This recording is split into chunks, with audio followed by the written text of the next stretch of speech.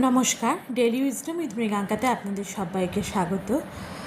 আজ সকালবেলা গেছিলাম কিয়ানকে স্কুলে দিতে। সকাল থেকেই প্রচণ্ড বৃষ্টি হয়েছিল, আর তারপর কিয়ানকে স্কুল থেকে দিয়ে আসার পর স্নান করে কিন্তু আমি পুজোটা সেরে নিয়েছিলাম। যেহেতু আজকে ছিল শ্রাবণ মাসের শেষ সোমবার, এর আগে প্রত্যেকটা সোমবারে আমি শিব ঠাকুরের মাথায় জল ঢেলেছি, কিন্তু ভিডিও করিনি, তাই তোমরা হয়তো জানো না। কিন্তু আজকে যেহেতু শেষ সোমবার ছিল, তাই আজকেও প্রত্যেকবারের মতন কিন্তু আমি শিব ঠাকুরকে স্নান করিয়ে নিলাম।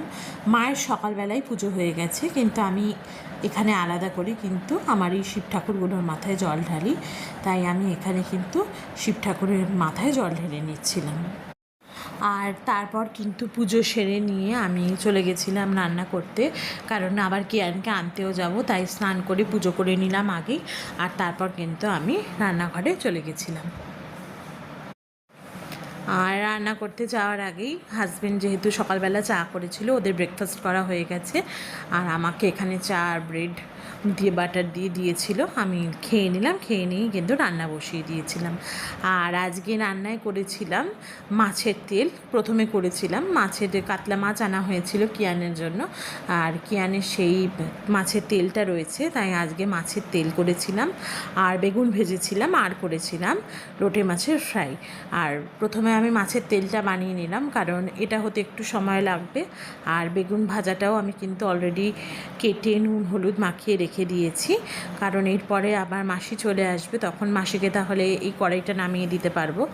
কারণ কালকে মাসির বেশি কিছু বাসনপত্রও নেই। প্রথমে ভেবেছিলাম যে মাসি চলে গেলেই রান্নাটা করব, কিন্তু যেহেতু আজকে সময়ও রয়েছে, তাই ভাবলাম এই তেলটা অন্তত করে আজকে রান্নাটার এই কড়াইটা নামিয়ে দেব। আর বেগুনে নুন হলুদ মাখিয়ে রেখে দিয়েছি, আর লোটে মাছের ফ্রাইটাও কিন্তু আমি রেডি করে নিয়েছি, কারণ তোমাদের সঙ্গে কথা বলতে বলতে মাসি চলে এসেছিলো, তারপর আর ভিডিও করিনি। আর এখানে দেখো লোটে মাছের ফ্রাইটাও কিন্তু আমি এখানে ভেজে নিচ্ছি, যেহেতু হাজব্যান্ড খাবে। হাজব্যান্ড এখন খেয়ে নেবে, কারণ দুপুরবেলা ওর মিটিং রয়েছে, তাই ওকে কিন্তু ফ্রাইটা করে আমি এখানে কিন্তু খেতে দিয়ে দিয়েছিলাম। তাই দুপুরবেলা ও আর খেতে পারবে না, সে কারণে কিন্তু এখনই রেডি করে ওর খাবারটা দিয়ে দিয়েছিলাম। আর তারপর আমরা বিকেলবেলা গেছিলাম একটা কাজে। যেহেতু হাজব্যান্ডের মর্নিং শিফট ছিল, তাই ও কাজ থেকে উঠে পড়েছে, আর কাজ থেকে উঠে পড়ে আমরা একটু কাজে বেরিয়েছিলাম। আর বেরোনোর আগেই কিন্তু কিয়ান বলছিল যে আমার জন্য একটু পিৎজা এনো, কিন্তু প্রথমে ভেবেছিলাম ইও আমুর থেকেই পিৎজা কিনে দেবো। তারপর ওর বাবা বললো তাহলে এই পিৎজা যখন কিনবো তাহলে চলো ডমিনোজেই যাই, ডমিনোজে গিয়ে কিন্তু পিৎজা কিনে নিই। তাই চলে এসেছিলাম ডমিনোজে পিৎজা কিনতে।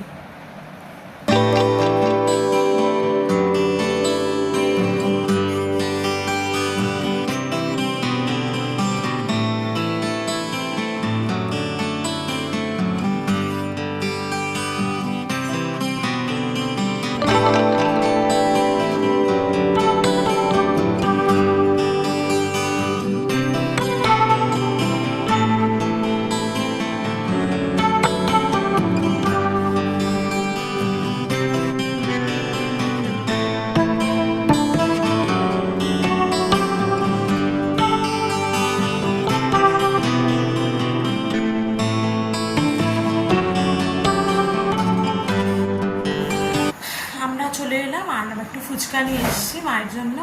মা ফুচকা খাবে বলেছিল, তা আমাদের সবার জন্যই এনেছি, ফুচকা এনেছি। আর পিৎজা কিনে আনলাম, কিয়ান পিৎজা খাবে, এখনও ঘুমোচ্ছে, ও উঠলে ওকে একটু পিৎজা দেবো। আমাদের জন্য এনেছি পিৎজা, রাতে আর আজকে কিছু করবো না, পিৎজা খাবো। আর মিষ্টি কিনে এনেছিল ওর বাবা, আর সেই মিষ্টি দিয়ে আজকে আমাদের ডিনার হবে। এখন হাজব্যান্ড একটু ঠাকুরকে দিচ্ছে দিক, তারপর আমরা একটু ফুচকা খাবো, তারপরে কিয়ান উঠলে আমরা কিয়ানকে পিৎজা দেবো, আর আমি পিৎজা খাবো।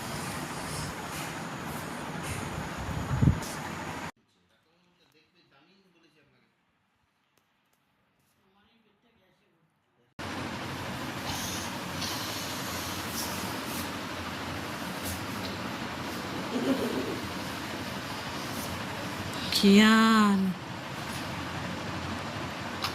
ওঠো, ওঠো।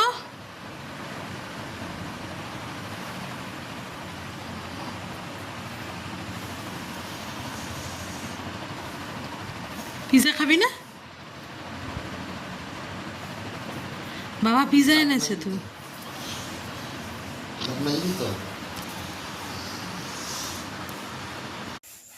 8:30 বেজে গেছে। আমরা ডিনার করে নেব এবার। কিয়ানো ঘুম থেকে উঠে পড়েছে, ও এতক্ষণ ঘুমিয়েছিল। এবার আমরা পিৎজাটাকে একটু গরম করবো, গরম করে কিন্তু আমরা খাবো। চলো আগে গরম করে নিই।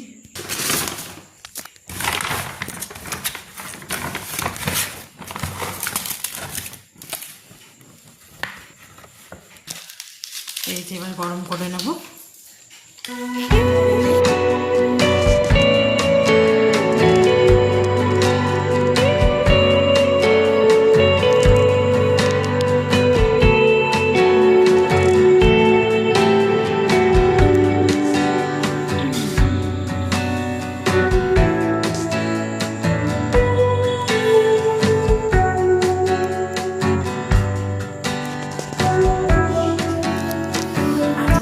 কথা বলছি না, আমাদের খাবারটা গরম করে নিয়েছি আর এবার কিয়ানকেও দিয়ে দেবো। আর অলরেডি কিয়ানের বইটাও গুছিয়ে নিয়েছি, যেহেতু কালকে স্কুল আছে।